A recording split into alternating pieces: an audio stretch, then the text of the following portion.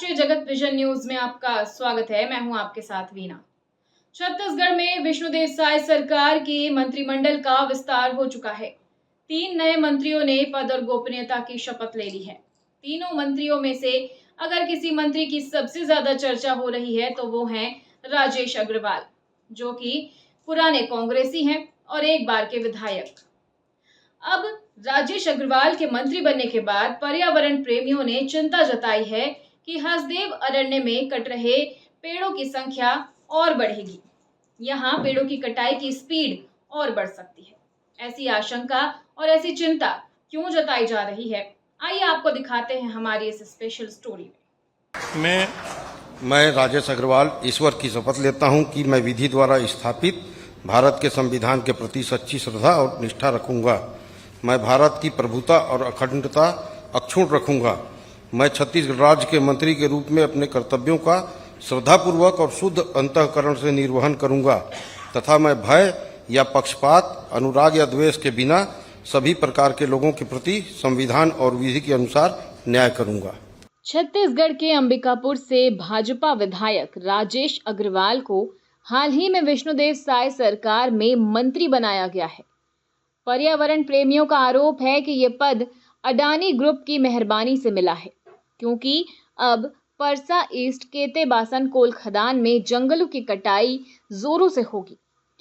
जो हाल ही में मंत्रिमंडल का भी विस्तार हुआ है, वह साफ दिख रहा है। प्रथम बार के विधायक जो उसी सरगुजा के राजेश अग्रवाल जी हैं, जो हसदेव इलाके से आते हैं, तो हमें लगता है कि बहुत एक स्पष्ट नजर आ रहा है कि जो हसदेव में पिछले 2 सालों में लगातार पेड़ों की कटाई हुई है, केट एक्सटेंशन खदान को आगे बढ़ाने की प्रक्रिया हुई है और अभी तो ताला की भी सुगबुगाहट चल रही, तो कहीं ना कहीं ये एक गिफ्ट है हसदेव को उजाड़ने के स्वरूप। ये इलाका हसदेव अरण्य में फैला है, जहां आदिवासी समुदाय कई सालों से पेड़ों की कटाई का विरोध कर रहे हैं। अगस्त 2025 में कैबिनेट विस्तार के बाद ये फैसला लिया गया ताकि अडानी की खनन परियोजना बिना रुकावट चल सके। वजह बताई जा रही है कि राजस्थान की बिजली जरूरतों को पूरा करने के लिए कोयला निकालना जरूरी है, लेकिन स्थानीय लोगों का कहना है कि इससे उनके जल, जंगल और जमीन का नुकसान होगा। घटनाक्रम की बात करें तो परसा ईस्ट केतेबासन खदान को 2013 से अडानी ग्रुप चला रहा है, जो राजस्थान राज्य विद्युत उत्पादन निगम लिमिटेड के साथ साझेदारी में है। यहाँ 3 लाख से ज्यादा पेड़ काटे जाने की योजना है और हसदेव अरण्य के बड़े हिस्से को ये योजना बर्बाद कर देगी। ये जंगल मध्य भारत का सबसे बड़ा सघन वन क्षेत्र है, जहां भालू, हाथी और दुर्लभ पौधे पाए जाते हैं। अक्टूबर 2024 में पेड़ की कटाई शुरू होने पर पुलिस ने आदिवासियों पर लाठीचार्ज किया और कई को गिरफ्तार भी किया। ग्राम सभाओं के दस्तावेज फर्जी बताए गए हैं, जहां मृत व्यक्ति के हस्ताक्षर तक इस्तेमाल हुए हैं। छत्तीसगढ़ राज्य अनुसूचित जनजाति आयोग ने नवंबर 2024 में जांच में ये पाया और वन स्वीकृति रद्द करने की सिफारिश की, लेकिन सरकार ने इसकी भी अनदेखी की। पर्यावरण कार्यकर्ता आलोक शुक्ला ने कहा कि भाजपा सरकार अडानी की लूट के लिए पूरी ताकत लगा रही है। प्रधानमंत्री के छत्तीसगढ़ दौरे के अगले दिन से पेड़ कटाई शुरू हो गई, जो संयोग नहीं है।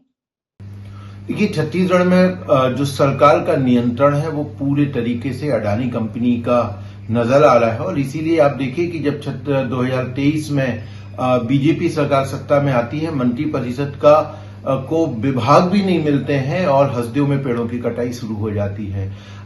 जो केट एक्सटेंशन खदान, जिसको पूर्ववर्ती सरकार ने उसकी वन और पर्यावरणीय स्वीकृति देने से रोका था, उसको भी खनन की स्वीकृति सरकार ने दे दी। तो चाहे रायगढ़ का इलाका हो, चाहे हसदेव का इलाका हो, अडानी की तमाम जो खनन परियोजनाएं हैं, उन परियोजनाओं को बहुत तेजी के साथ आगे बढ़ाया जा रहा है, वो भी नियम, कानूनों और संवैधानिक प्रावधानों का उल्लंघन करके। उन्होंने बताया कि यहां से निकलने वाला कोयला रिजेक्ट के नाम पर अडानी के निजी पावर प्लांट में जाता है। आदिवासी नेता ओमेश्वर सिंह आर्मो ने कहा कि हम अदालतों पर भरोसा रखते हैं और विकास के नाम पर आदिवासियों के अधिकारों को कुचला नहीं जा सकता। विरोध में सैकड़ों ग्रामीण धरने पर बैठे हैं और पुलिस दमन के बावजूद पीछे नहीं हट रहे हैं। इस परियोजना से 1,70,000 हेक्टेयर जंगल प्रभावित होगा, जो हसदेव नदी के जलग्रहण क्षेत्र को नुकसान पहुंचाएगा। 3 लाख हेक्टेयर कृषि भूमि की सिंचाई प्रभावित हो सकती है। 2010 में पर्यावरण मंत्रालय ने इसे नो गो जोन घोषित किया था, लेकिन दबाव में फैसला पलट दिया।